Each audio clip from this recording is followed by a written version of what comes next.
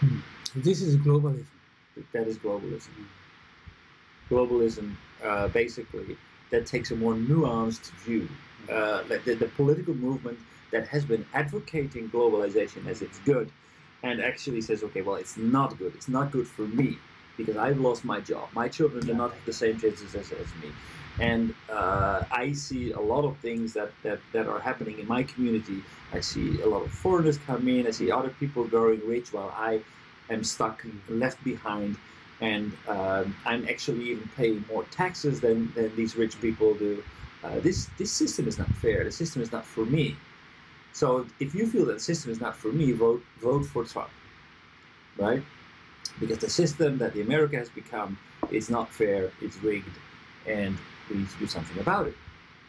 And Trump is, I mean, he made a lot of promises, and he's following up on his promises. And he's doing a lot about it, and he still has a lot of supporters. But what it will do to the United States in the long run, whether it will benefit them, whether it will actually be good for the world, and whether it will be good for stability in the world, whether it will be good for our climate. There's a lot of things that are completely thrown overboard. And I see this as a big risk. That the main thing is that we have actually failed to address the big issue, and that is that globalization, yes, it's good for the world, but we have not stepped in and said, okay, but if we are gaining as a whole, we need to do something. Need to make sure that everybody can keep up with what the benefits of automation and globalization, and not just the happy few. Because if that happens, then our entire system will become unstable. Because people will say, okay, well, the system is screwed, and the voters have now spoken. But like, if nothing happens, if nothing changed, you could even foresee a scenario where some kind of revolution would take place. Say, okay, we're going to do it differently, and it's already. I saw something in the news the other day. They did a research on the political behavior, the political attitude of younger people, actually people in different generations, and their attitudes towards democracy. And what you see is that actually the younger the people are, the less value they put on democracy. They look at China and say, well, it's working, right? It's not that bad. It's not going to be that. And they are more open to models that do not embrace democracy, that do not automatically assume that everything democratic is better than autocratic. So what is they are thinking about?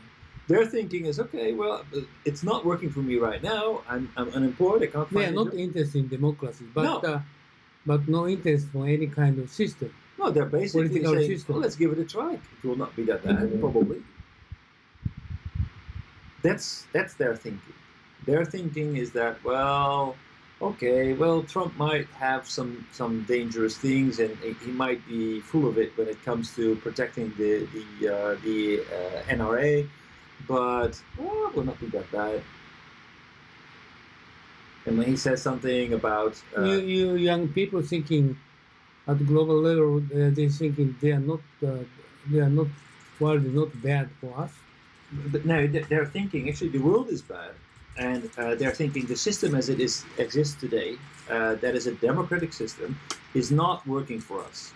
So they are more and more open to alternatives that are non-democratic than people who are older, who may have lived through World War II, who have seen with their own eyes the dangers of undemocratic systems. Not see. They've experienced it. They don't see. The younger generation don't see it. They think, oh, it will not be that bad. It's, oh, it's okay. Let's give it a try. I mean, the system that we have right now, the democracy, doesn't give me any benefit. Doesn't protect me. It's not. The system is not for me. The system actually, it's rigged. So let's try somebody else. Let's try Bolsonaro. But let's try Marine Le Pen. Let's try Geert Wilders. Let's try people who Might be autocratic. Yeah, so the younger people tending to the more populism. Yeah. Populism is kind of easygoing. Easygoing. Populism is actually basically, I don't care. It's not working right now.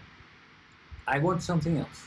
I want, and I want it for me, because populism is basically talking to a group of people, lifting them up and saying, "I'm going to fight for you." It's a kind of a selfish vote, not taking everything into consideration, but really kind of selfish. Okay, I want this. Okay, this politician is giving it to me. I don't care what they do for others, but I want this, and they're voting for it. So it's usually a populist which would pick up a number of issues which are hot topics for the group that he's trying to reach, or she is trying to reach, and they're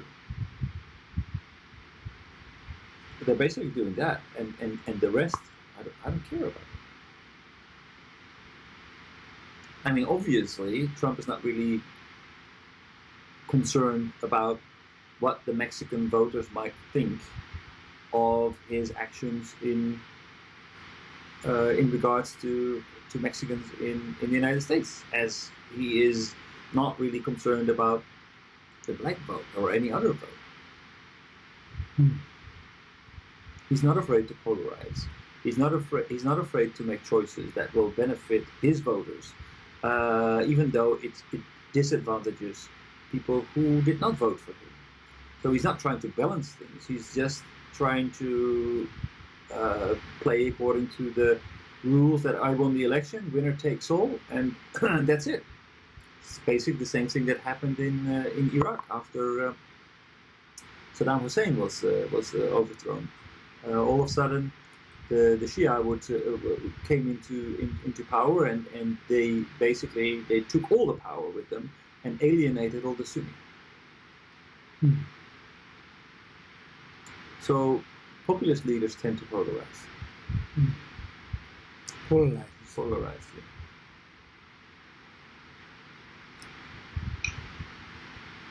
yeah. So that's bad for democracy.